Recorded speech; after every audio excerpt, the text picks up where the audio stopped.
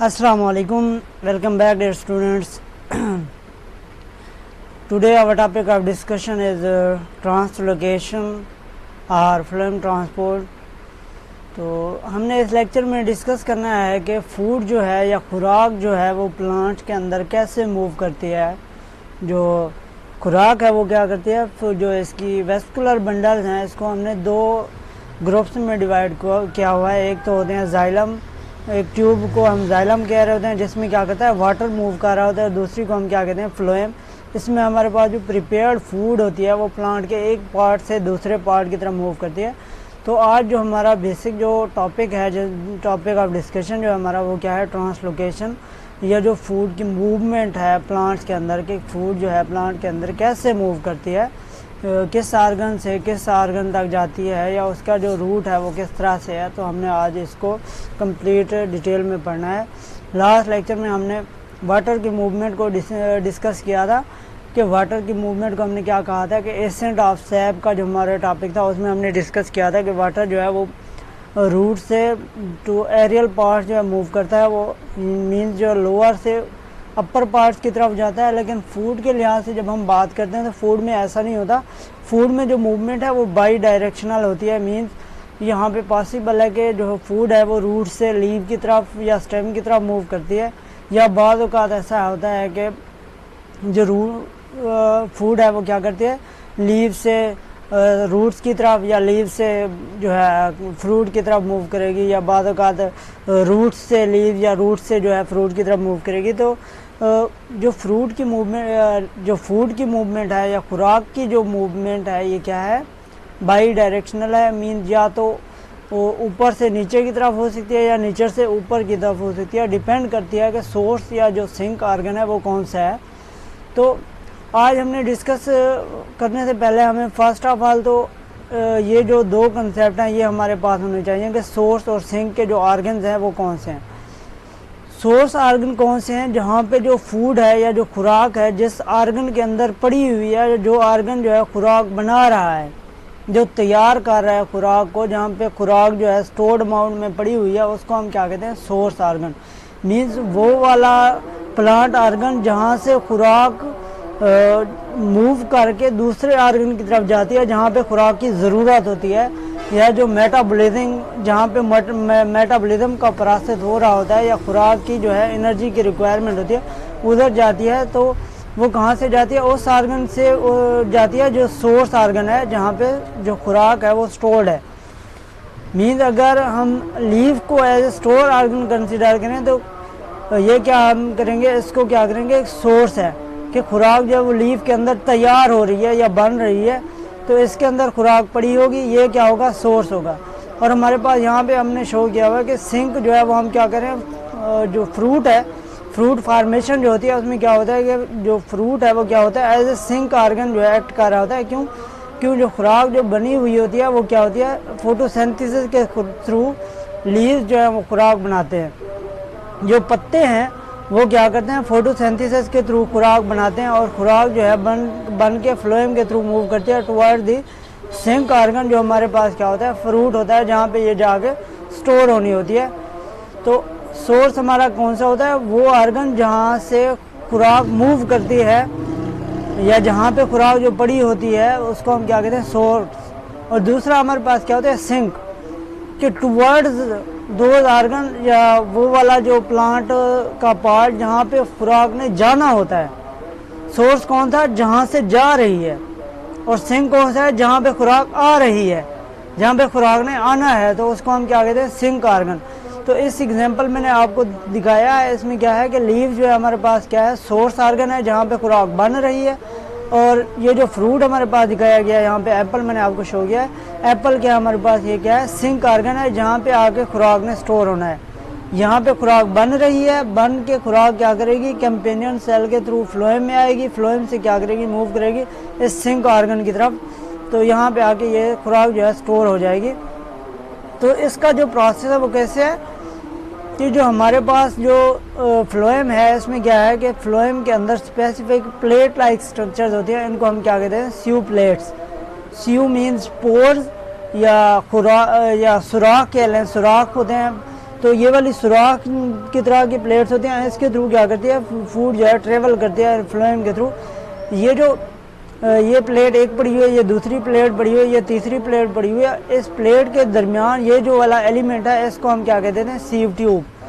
तो मल्टीपल जो ये सीव ट्यूब है, एक ये सीव ट्यूब हो गई, एक ये है और एक ये है।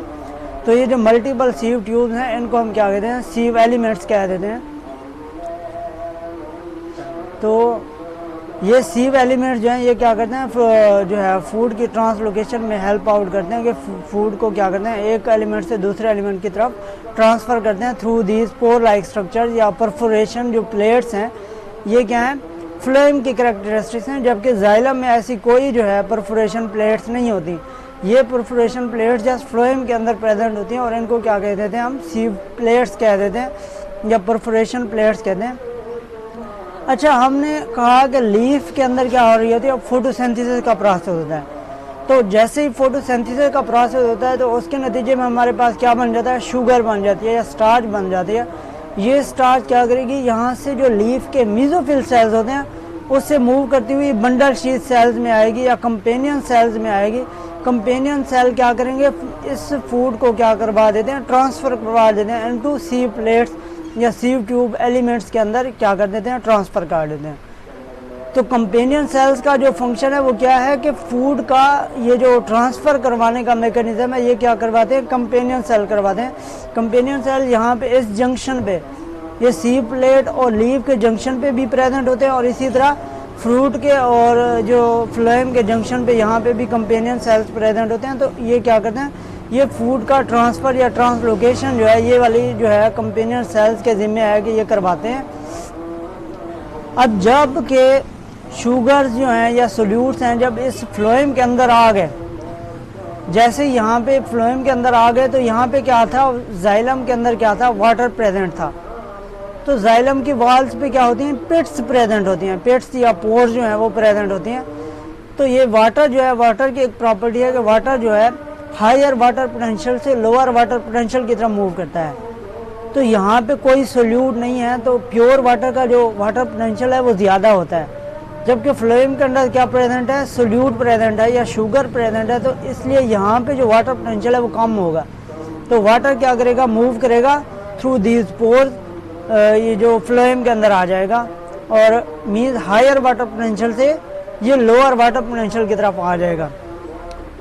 तो यहाँ पे जब वाटर आएगा सोल्यूट्स ऑलरेडी प्रेजेंट है, वाटर आया यहाँ पे, तो वाटर क्या करेगा कि फ्लोएम की जो वॉल है फ्लोएम की ये जो वॉल है इस पे क्या करेगा एक प्रेशर डेवलप कर देगा। जैसे ही वाटर फ्लोएम के अंदर आता है तो फ्लोएम की वॉल जो है उसके अंदर क्या करेगा प्रेशर एक तनाव सा पैदा कर देता है कि वो उसके अंदर एक हाइड्रोस्टेटिक प्रेशर पैदा कर देता है। और ये वाला प्रेशर जो है यहाँ पे ये क्या होता है ज़्यादा होता है। क्यों? क्योंकि यहाँ पे सोल्यूट्स प्रेजेंट है और वाटर जो है जाइलम से फ्लोएम की तरफ मूव कर रहा है। तो यहाँ पे जैसे ही वाटर इस सेल के अंदर आ रहा है या इस ट्यूब एलिमेंट के अंदर आ रहा है तो इस ट्यूब का जो प्रेशर है वो ज़्यादा होगा, जबकि ये जो लोअर या सिंक पार्ट है इस पर क्या होगा यहाँ पे सोल्यूट्स प्रेजेंट नहीं है। ये मैंने यहाँ पे वैसे सोल्यूट्स मॉलिक्यूल दिखाए हुए हैं, ये बाद के लिए दिखाए गए हैं, लेकिन पहले जब अभी जो है यहाँ पे फ्लोएम लोडिंग हो रही है, फ्लोएम लोडिंग फ़िलहाल यहाँ पे हो रही है, यहाँ पे अनलोडिंग का प्रोसेस नहीं हो रहा। तो यहाँ पे फ़िलहाल ये क्या है ये ट्यूब जो है ये खाली हैं means only simple water present है। तो यहाँ पे जो हाइड्रोस्टेटिक प्रेशर है ये ज़्यादा है। ये देखें ये अपर एरो शो किया गया है, इसका क्या मतलब है कि इन पार्ट्स में हाइड्रोस्टेटिक प्रेशर जो है वो ज़्यादा है और यहाँ पे एरो क्या है डाउन शो किया गया, मीन्स यहाँ पे जो हाइड्रोस्टेटिक प्रेशर है वो कम है। तो प्रेशर की एक प्रॉपर्टी है कि प्रेशर क्या करता है कि हाई से लो की तरफ मूव करता है। तो इसके नतीजे में क्या होगा कि ये वाली जो है ये क्या करेंगी ये जो है ये टर्जिएट कंडीशन में होगा ये वाला सेल। तो यहाँ से इन प्लेट्स के पोर्स पे क्या आ जाता है प्रेशर आ जाता है। प्रेशर के थ्रू ये क्या करते हैं सोल्यूट जो है वो मूव करते हैं टुवर्ड्स द लोअर एलिमेंट्स। यहाँ पे जब लोअर एलिमेंट में दूसरे सेल में आए तो दूसरे सेल में जो हाइड्रोस्टेटिक प्रेशर है वो फिर से ज़्यादा हो गया। अब फिर इस तरह से तीसरे में आ जाएंगे, तीसरे से फिर चौथे में आ जाएंगे और चौथा सेल जो है वो क्या है कनेक्टेड है सिंक ऑर्गन के साथ थ्रू दिस कंपेनियन सेल। तो जैसे ही इसके अंदर आए तो फूड क्या करती है, या जो सोल्यूट मॉलिक्यूल्स हैं वो क्या करते हैं, कंपेनियन सेल के थ्रू मूव कर जाते हैं सिंक ऑर्गन के अंदर। तो ये क्या हो जाती है, फ्लोएम अनलोडिंग हो जाती है। इस प्रोसेस को यहाँ से सीव एलिमेंट से फूड का मूव कर जाना सिंक ऑर्गन की तरफ, इसको हम क्या कह देते हैं, फ्लोएम अनलोडिंग। जबकि यहाँ पे जो है सोर्स ऑर्गन से फूड का सीव एलिमेंट्स के अंदर जाना, इसको क्या कहते हैं, फ्लोएम लोडिंग।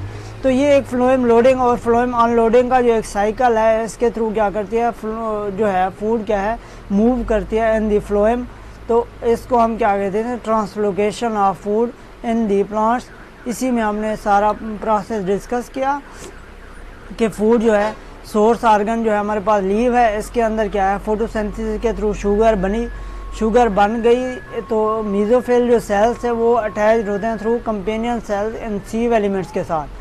तो फूड जो है वो मूव करती है, सीव एलिमेंट्स के अंदर आ जाती है, सीव ट्यूब एलिमेंट्स के अंदर आ जाती है, सीव सेल्स के अंदर आ जाती है। तो सीव सेल्स के अंदर जैसे ही फूड आई तो वाटर क्या करेगा, वाटर जो था जाइलम के अंदर प्रेजेंट था, वो इन जो है पिट्स के थ्रू या पोर्स के थ्रू मूव करेगा, इन सोल्यूट मॉलिक्यूल्स की तरफ खींचा चला आता है वाटर। क्यों?